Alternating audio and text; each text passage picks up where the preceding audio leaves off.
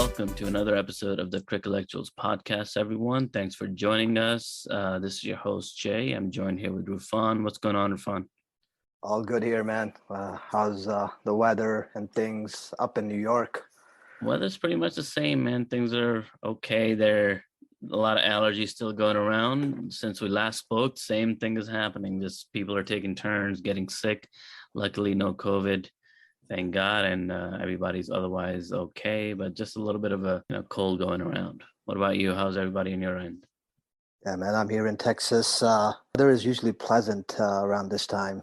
Cool breeze at nighttime, not so hot in the morning and afternoon, which is great. The only thing is we're watching out for a hailstorm tonight. Oh, wow. Oh, yeah, you guys get those massive hailstorms. Randomly, yeah, very isolated. So we may not have it, but the warnings are on for tornado and hailstorm, which is interesting. Wow. Well, we're used to it, man. It only sounds scary when you're not in the same state. I hope everybody's safe and this thing just passes instead of hitting anyone. What's been going on with the cricket and cricket news, man? What's on your mind? As we decided, let's focus on progress and productivity outside the field today. And one important one that we were both excited about is the new merchandise store that PCB has finally opened up. There's a physical shop and online store, which is great news. Yeah, what do you notice on this online store? What are they selling? Merchandise means jerseys, man, and all sizes. that's the start, man. I don't know if you remember back in the day when we used to get scammed by eBay all the time looking for the right type of authentic jersey, and it was never the one we wanted. It reminds me of one of the stories. One of our mutual friends, I don't know if you remember, early 2000s, came from Pakistan and brought that iconic 99 World Cup jersey. Yes. He brought a bunch. He brought 3. Yes. And it was 3 of us. And he made a mistake of bringing the whole bag out. All 3 of them, he said he got it from the same shop, but they looked extremely different from each other. I think one was really green. It was teal or something like that. That's what happens when you leave it up to the third party manufacturers, they're gonna make it whatever. One was so big and it said medium on it that you could have worn it without pants on and still maintain modesty. That's the one you got? No, I got the third one that he didn't really offer to us. He just put it on his shoulder. That's the one he was going to keep. And he was trying to hand out two of them. It was the best one. The one that was teal and one that was a kurta. And I remember I grabbed the one from his shoulder. I still have it, man. That was still maintains its color and quality, man. It's just still, and I think that was the authentic one. So that was the struggle.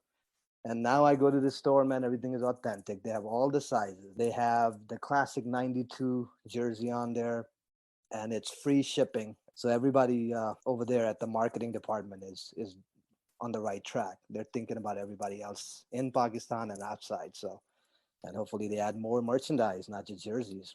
Right? Yeah, man, because I'm browsing through the website. So first of all, my first reaction to the store, when I first learned about it, I think it was through their Instagram account. They had advertised it a little bit, new shop, merchandise coming, this and that. Come check us out. And I checked it out, and the website still looked like it was under construction. It's not like it was, non-functional. It was functional, but it was not yet completed. Clearly looked like. Now the website is looking like it's in really good shape. It's the PCB website with the store. If anybody wants to check it out, can just go there and check it out. We're not doing a plug or anything. We're not getting anything out of it, but it's a cool place. I did see a bunch of different types of shirts. They currently have these different kinds of apparel pages. They have regular apparel, then they have fan wear and stuff. But right now, in most categories, you see kind of like the under construction logo. They have a lot of hats and the shirts that you were describing. So, overall, it's a great first step to have a store like this. It's very late. I wish they had done this kind of thing sooner, but better late than never. So hopefully it can only go up from here, and we'll get some cool stuff that people can can buy and, show there and represent. Yeah, work in progress for sure. I went on their website early on when they announced it on Instagram, and I tried to order the 92 shirt. It was not even converted to dollars. So I, put one in my cart. Cost of the shirt was 30 and the shipping was 45. It's subtle things they need to think about, because I would have bought a shirt 73 or $75 in a heartbeat, because it's a 92 classic shirt. But just because it said shipping was higher than the actual price, I ended up not getting it. So somebody thought of that, and then they raised the price to 73, and the shipping is free. So Yeah, well, you they're lost. work in progress, and they're figuring things out. So hopefully it gets better. They are clearly figuring things out because one, I think you lost out, brother, because right now Don't tell me. it's $65. So now they did this thing where you go in onto the website and they give you an option. Are you in Pakistan or rest of the Outside, world? yeah. Yeah, so you Okay. pick either one. This time I chose rest of the world, and when you go there now, the prices are a little bit different than the ones that you get on the Pakistan facing website. And the 92 World Cup jersey is $65. But if you go there, only a few sizes are available right now. It Oh says out wow. of stock. Small, medium, and large, I guess, is still available. But some of the bigger sizes are currently out of stock. But I guess it sounds like they're just starting to sell, and that's a good thing.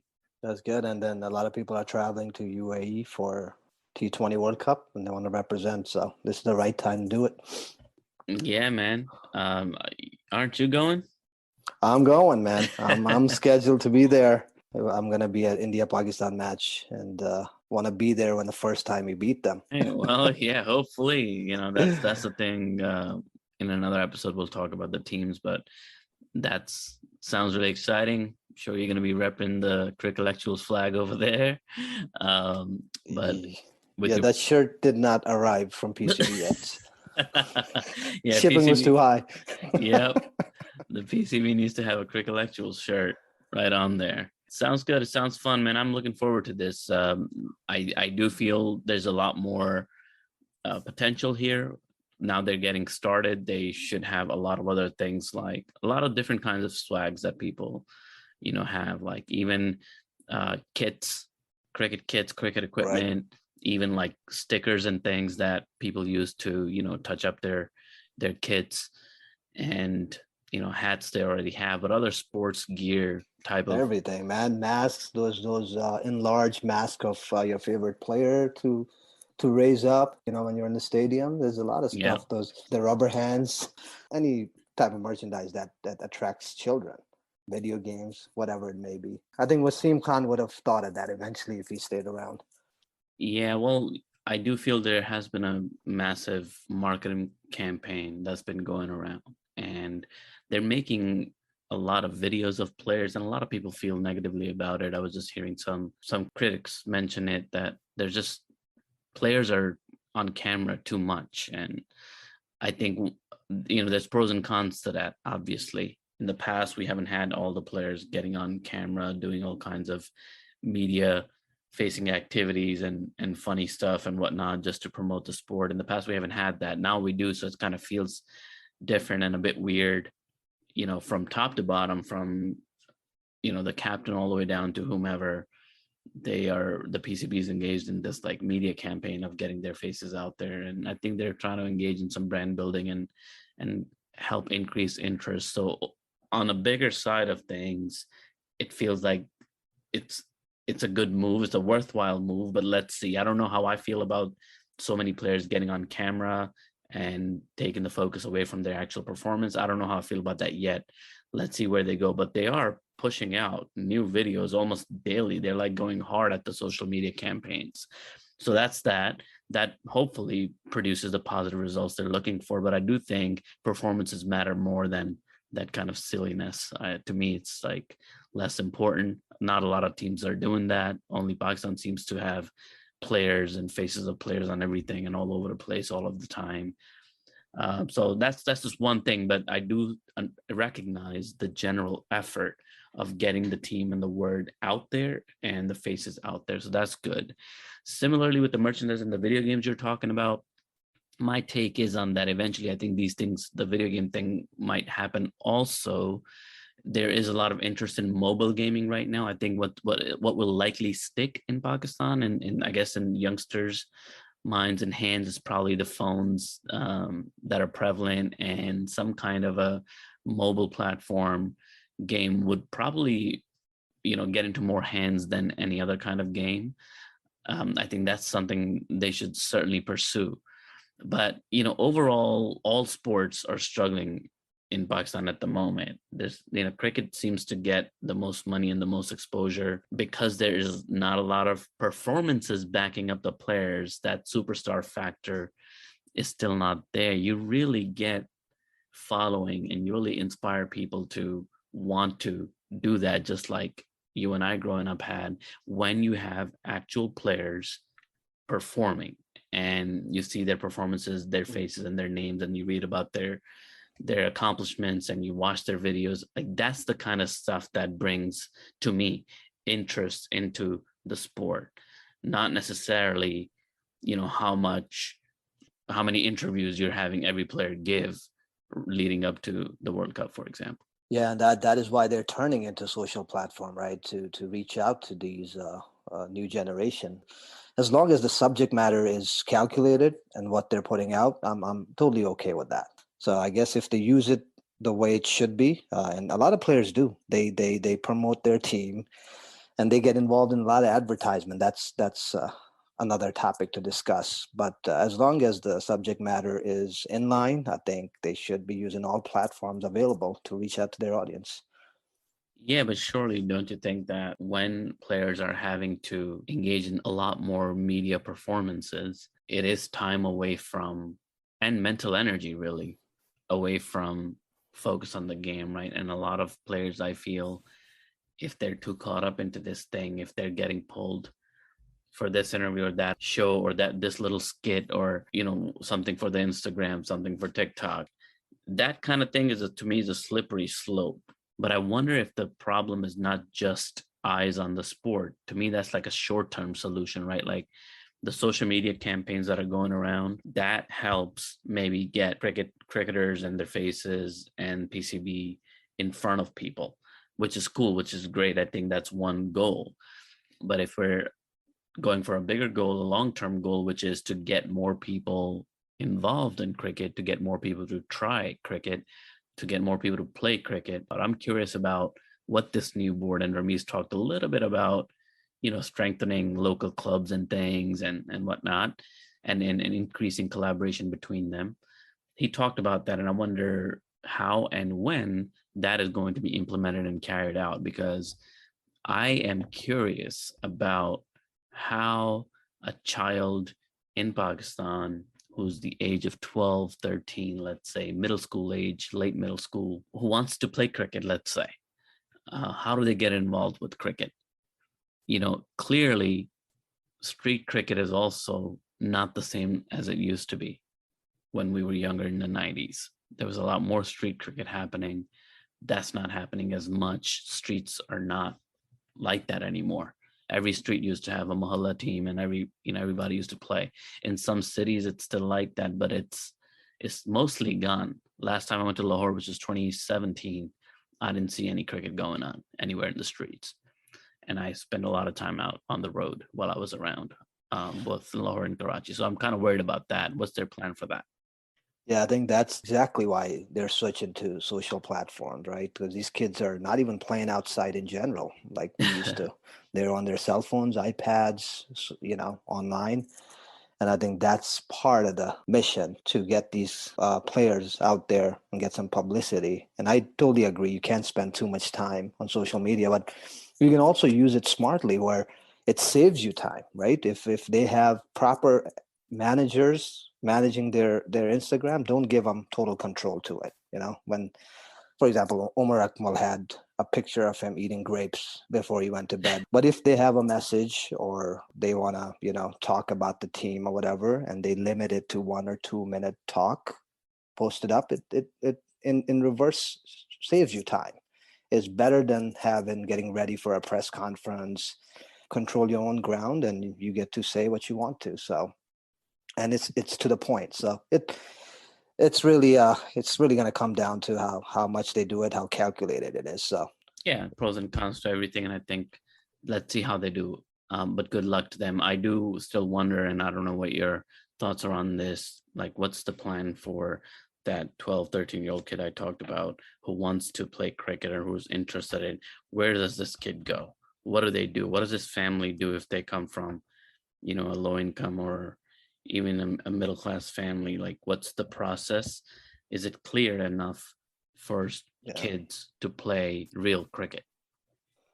Yeah, they need to have these athletes, any sport, not just cricket, embedded into your school systems. I think that's where it starts, just like any other country. I mean, have them part of the course. I mean, you need to pass a class. You have gym class, pick a sport and go with it. Yeah, and I think that's the really important piece, what you just mentioned about like figuring out ways of getting cricket started inside schools. The challenge in Pakistan is every street, every mahalla, every little town has hundreds of schools. You can go into a street and there's like 3 schools right there in a street because everybody opened up a school in their home. So there's a lot of that happening, and that's what makes it really difficult to have like school teams or schools that can be funded by the government for good sports programs. So it is related to funding, and it is related to the way our school system is kind of fragmented a lot right now.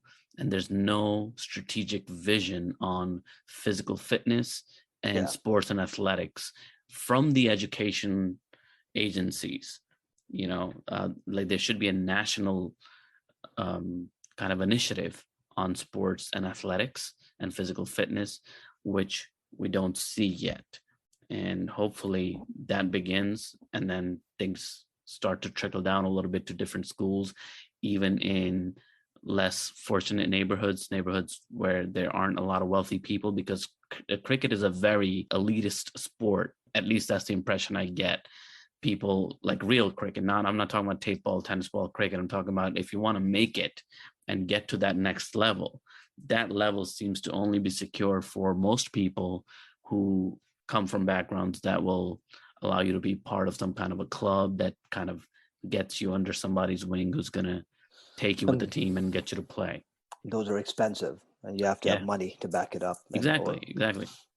So, and that's not that. Yeah. As soon as you involve money, you start to put it out of reach of people and a large mass of people. And we have had people in Pakistan that come from out of nowhere because they got spotted. But that's obviously not great, because those are exceptional cases and cases of luck and good fortune that somebody got spotted and they made it to the team somehow. But there's so much talent that is probably not being nourished and developed because we don't have these structures in place. And I think that's where the money and the attention needs to go.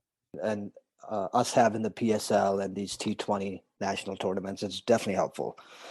Yeah. These it's not just the government or PCB, or it's everybody, right? Average man needs to break the trend, take their kids outside, play cricket, and then take them to these games. Support your Pakistan cricket and let them have fun. And kids usually have a great time. And I remember I was a kid, we would run around, we would meet our idols, meeting them in person and seeing them what they do, and that will definitely trigger some interest in the sport. Another good thing I found out on the website was the initiative of Hall of Fame for PCB. Late, but not too late, especially for our heroes, man. I think they're adding the ICC Hall of Famers from Pakistan already, and they're already the inductees in there. That's how they're starting off, and they're going to add 2 more each year. Yeah, that's what it sounds like. So they have Hanif Muhammad, Imran Khan, Javed Miandad, Wasim Akram, Bakar Yunus, and Zahir Abbas currently, that they started with back in April of this year. That's when this whole thing started. Yeah. And yes, they're saying that they'll be announcing, or they'll be adding 2 members each year using criteria, which is kind of vague at the moment, but it's something. They'll have these inductees and there'll be an independent panel that'll do the selection in the end. And yes, it'll be two a year. Let's play PCB for a second, man. What other names would you add on to this list? I think the next one is obviously Inzamam Haq. Oh yeah, that's definitely a good choice. What about Abdul Qadir, man? I don't see him there. I guess Abdul Qadir was not on the ICC list. That's why they didn't probably pick him. But yeah, you might be right. Abdul Qadir might be the next one. If they're doing two a year, then Abdul Qadir and Inzamam Haq could be it. I feel like Inzamam has a huge accomplishment. You know, he was captain for a long time, over 10,000 runs, you know, a lot of match-winning innings. So to me, that came to mind right away. I was also thinking about people like Muhammad Yusuf, short stint, not Saeed Anwar. Saeed Anwar. So there's a bunch of names. It's a long list that we will continue to talk about.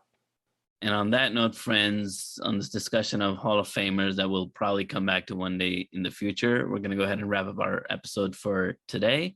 Please join us again next time when we publish our next episode. Thank you for joining. Have a good one. Bye.